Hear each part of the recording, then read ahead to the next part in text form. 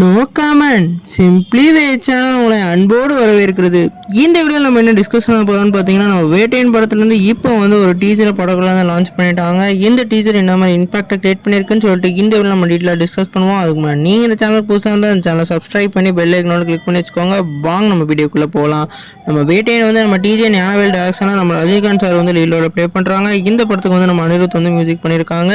இப்போ வந்து ஒரு ஷார்ட்டான டீசரை வந்து படக்குள்ள வந்து லான்ச் பண்ணியிருக்காங்க. இந்த டீசரை பார்க்கலையே வந்து ஒரு வேற லெவல் கமர்ஷியல் மூவியாக இந்த படம் இருக்குன்னு கண்டிப்பாக தெரியுது. குறிப்பாக வந்து நம்ம அமிதாப் பச்சனுக்கும் நம்ம சூப்பர் ஸ்டாருக்கும் வந்து ஒரு ஃபேஸ் ஆஃப் மாதிரி கூட இருக்க வாய்ப்பு இருக்குது. ஏன்னா அமிதாப் பச்சனோட வாய்ஸ் ஓவரில் தான் படம் ஆரம்பிக்குது. ஃபஸ்ட்டு அவங்க சொல்லலையே அந்த டீசரில் வந்து இந்த 5 போலீஸ்காரங்க மட்டும் எப்படி உங்களுக்கு நல்லா தெரியுதுன்னு சொல்லல. இவங்க வந்து எல்லா பெரிய ஆளையும் வந்து என்கவுண்டர் பண்ணுறாங்க அப்படின்ற மாதிரியான சொல்கிறாங்க. அப்போ வந்து என்கவுண்டர் பண்ணுறதுனால மட்டும் ஹீரோ ஆக முடியாது அப்படின்ற மாதிரியான ரிப்ளைவும் கொடுக்குறாரு அமிதாப் பச்சன்.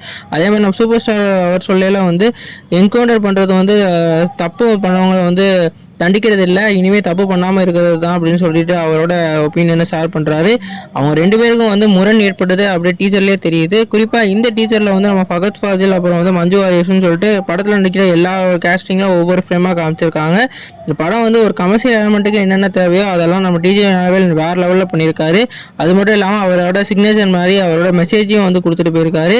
நம்ம அனிருத்தோட பிஜிஎம் வேறு லெவலில் இருக்குன்னு தாங்க சொல்லணும். இன்றைக்கி லான்ச் பண்ண அந்த ஹண்டர் சாங்கை தான் வந்து இந்த டீசர்லேயும் வந்து பிளேஸ் பண்ணியிருந்தாங்க.